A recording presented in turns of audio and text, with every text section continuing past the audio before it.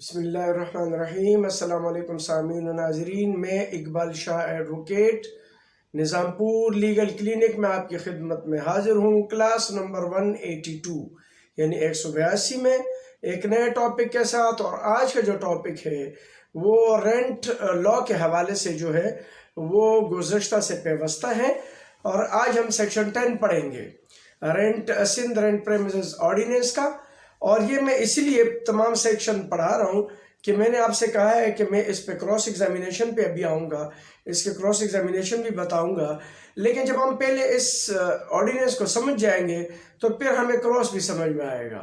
तो इसी तरह आज हम इसका सेक्शन 10 पढ़ते हैं, फिर इसी तरह 11, 12 और आखिर तक सेक्शन 27 तक जाएंगे। और सेक्शन 15 से 17, 18, 16, 20, 21 ये सब अहम है। तो ये सब हम पढ़ेंगे और उसके बाद हम इस पे क्रॉस पे आएंगे। तो चलते हम सेक्शन 10 पढ़ते हैं कि ये है क्या। और ये जो सेक्शन 10 है सिंध रेंटेड प्रेमिसेस ऑर्डिनेंस 1979 का, ये है पेमेंट ऑफ रेंट। अब ये आम सादा तौर पर ये समझ जाए कि कानूनी करारदारी में हम रेंट कैसे जमा करेंगे। अगर लैंडलॉर्ड जो मालिक मकान है वो नहीं लेना चाहता है किराएदार, और मैं डिफॉल्टर भी नहीं होना चाहता, मैं निकलना भी नहीं चाह रहा, मैं अब इसमें रहना चाह रहा हूँ और वो मुझे क्योंकि गैर कानूनी तौर पर निकाल नहीं सकता और वो मुझे निकालना चाह रहे किसी बहाने से, तो फिर मैं क्या करूँगा, एक किराएदार क्या कर सकता है ऐसी सूरत में। तो वो जो है सेक्शन 10 में है, उसका पूरा तरीका बताया है और वो है payment of rent. Section 10 payment of rent यानी जो रेंट का जो रकम है वो कैसे अदा की जाए।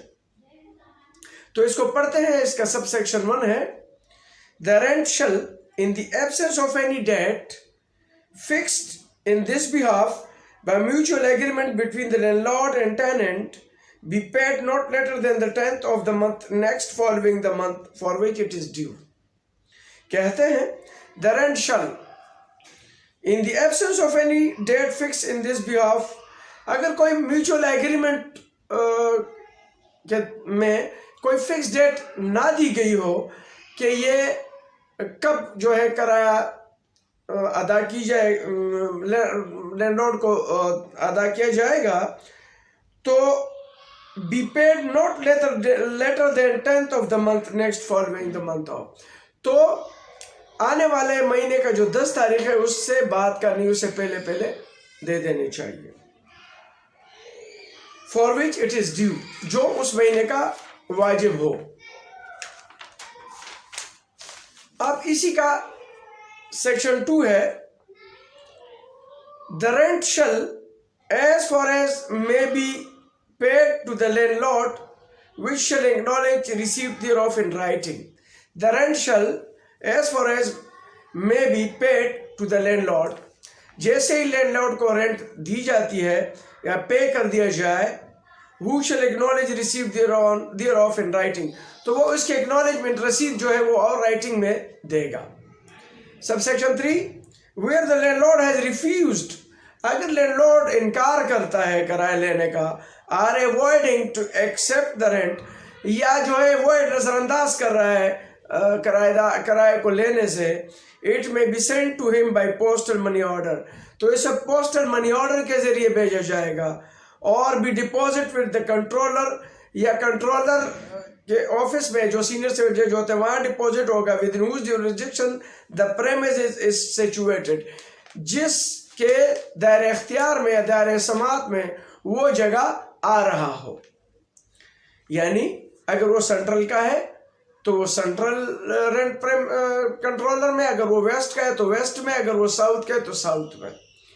इसी तरह सेक्शन 4 है, सबसेक्शन 10 का सबसेक्शन 4 है, द रिटन एक्नॉलेजमेंट, जो हम उससे रसीद लेते हैं, एक्नॉलेजमेंट रहते हैं उसमें लिखत पढ़त में, postal money order receipt, postal money order की रसीद हो और रिसीट ऑफ द कंट्रोलर या कंट्रोलर का जो रसीद हो, एज द केस में बी शैल बी प्रोड्यूस, कोई भी सूरत हाल हो तो ये प्रोड्यूस किया जाएगा, and accepted in proof of the payment of the rent, तो ये किसी भी जगह पर ये किराए अदायगी की सबूत के तौर पर पेश किया जाएगा या किया जा सकता है। प्रोवाइडेड दैट, बशर्ते कि nothing content in this section shall apply in the case is pending before the controller on the convention of this ordinance. अगर इन केस इस ऑर्डिनेंस कमेंसमेंट के बाद जो है कोई भी ऐसी चीज हो जो या केस हो, कोई भी ऐसी सूरत हाल हो जो पेंडिंग हो, तो ये सेक्शन 10 जो था उसके 4 सेक्शन हैं। नंबर 1, अगर एग्रीमेंट लैंडलॉर्ड और किराएदार के दरमियान कोई ऐसा एग्रीमेंट ना हो जिसमें कोई फिक्स डेट हो, तो आने वाले महीने के 10 तारीख से पहले किराया दे दिए जाए। अगर कोई फिक्स डेट ना हो, अगर लिखा हुआ हो तो उसी हिसाब से, अगर 15 लिखा हो तो 15 से पहले, अगर 10 लिखा हो तो 10 से पहले, लेकिन अगर लिखा हुआ ना हो तो 10 तारीख से पहले जो जिस महीने का ड्यू हो तो आने वाले 10 तारीख से पहले किराया दे दी जाए। और दूसरी बात यह है, जैसे ही उसको किराया दे दिया जाए तो उससे रिटन एक्नॉलेजमेंट से रसीद ले लेने चाहिए।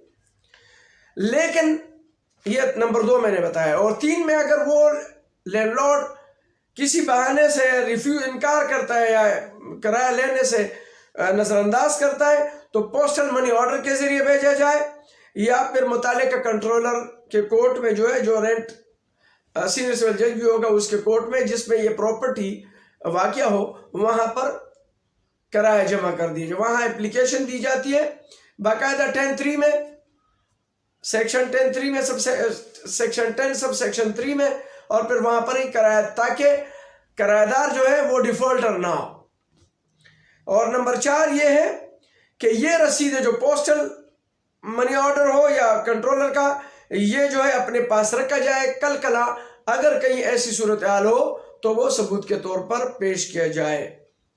अब हम इस पे कुछ मजीद कमेंट्स करते हैं, तशरीह करते हैं इस सेक्शंस के, और इस पे जो हाई कोर्ट और सुप्रीम कोर्ट वगैरह के अथॉरिटीज़ हैं, लॉज हैं, उसको भी पढ़ते हैं कि ये इसको किस तरीके से हाई कोर्ट और सुप्रीम कोर्ट ने इस सेक्शन को देखा है। तो चलते हैं।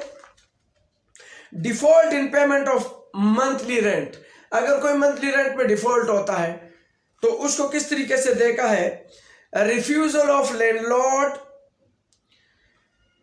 इफ द लैंडलॉर्ड रिफ्यूज्ड, अगर हमने ऊपर लिखा है ना सब सेक्शन 3 में कि अगर रिफ्यूज करते तो उसको किस तरीके से देखा है।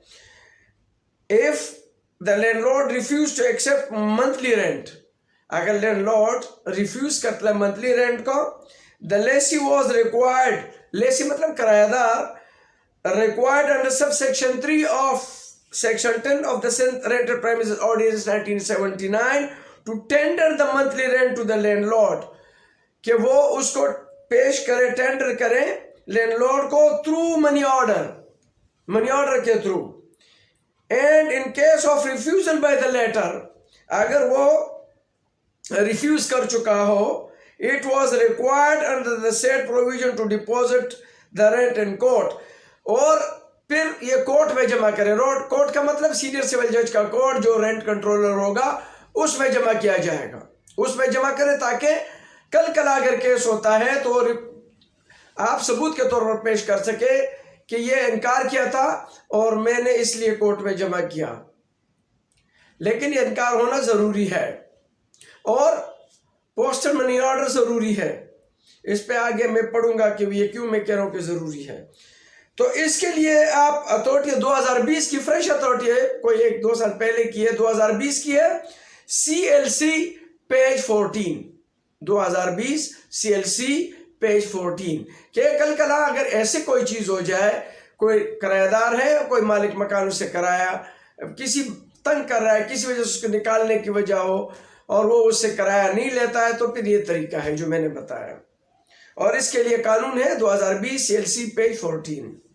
अब टेंटेटिव रेंट, अब हम इसको मजीद आगे और पढ़ते हैं। ये भी 2020 का है, CLC है, नोट्स है, पेज 38 है, और इसमें बहुत eviction की बात, eviction petition was accepted by the rent controller but appellate court dismissed the same. Rent controller passed order for payment of arrears of rent but tenants had failed to pay the same. tenant had committed default in payment of rent and circumstances. Landlord had denied the receiving of pay order for payment of rent. Tenant should have proved not only the alleged pay order but also encashment of the same. Even payment of rent through pay order was not a recognized mode as provided under Section 10 of Sindh Rented Premises Ordinance 1979. जो मैंने कहा कि पे order money order के through करना चाहिए, आपने किसी और थ्रू नहीं भेजेंगे। जिस तरह इसमें पे ऑर्डर के थ्रू किया था तो वो नहीं माना जाएगा।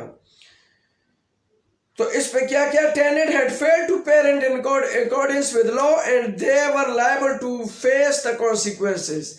Impugned judgment passed by the appellate court was a result of misreading and non-reading of evidence which was set aside, and that of rent controller was restored. Constitutional petition was allowed in circumstances. ये है 2020 CLC note page 38।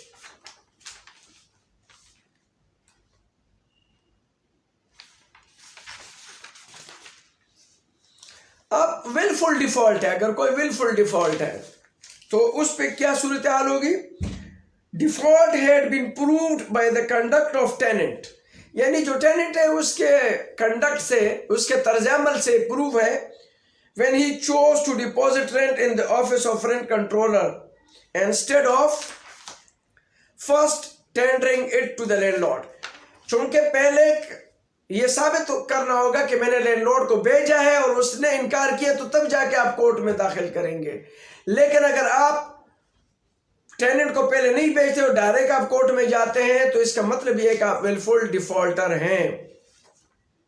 No documentary proof with regard to sale transaction between landlord and tenant was available. Tenant was directed by the high court to vacate the rented premises. Constitutional petition was dismissed accordingly. और इसके लिए 2019 YLR page 1317 यानी 1317, 2019 YLR page 1317 और proof है। अब इसको किस तरीके से और एक्सप्लेन किया गया है, ये भी 2018 है CLC नोट पेज 97 में। Postman endorsement that the remittance was refused by landlord, यानी आपने पे ऑर्डर मनी ऑर्डर के थ्रू भेजा है और लैंडलॉर्ड ने जो रिफ्यूज किया है, and the same was not challenge और rebutted, then there was no need to call the postman as witness. ये जरूरी नहीं है कि पोस्टमैन को आप एज अ विटनेस पर बताएं, वो रसीद काफी है।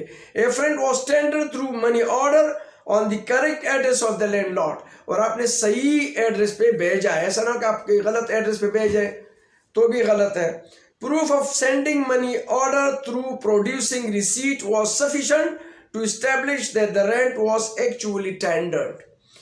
2018 CLC note page 97।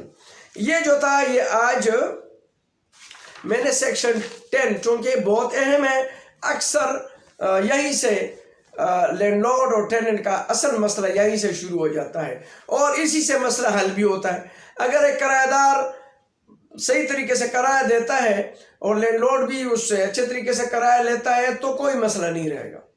लेकिन जहां पर किराया शॉर्ट हो जाए या वो लेने से इनकार करे तो वहां डिस्प्यूट शुरू हो जाता है।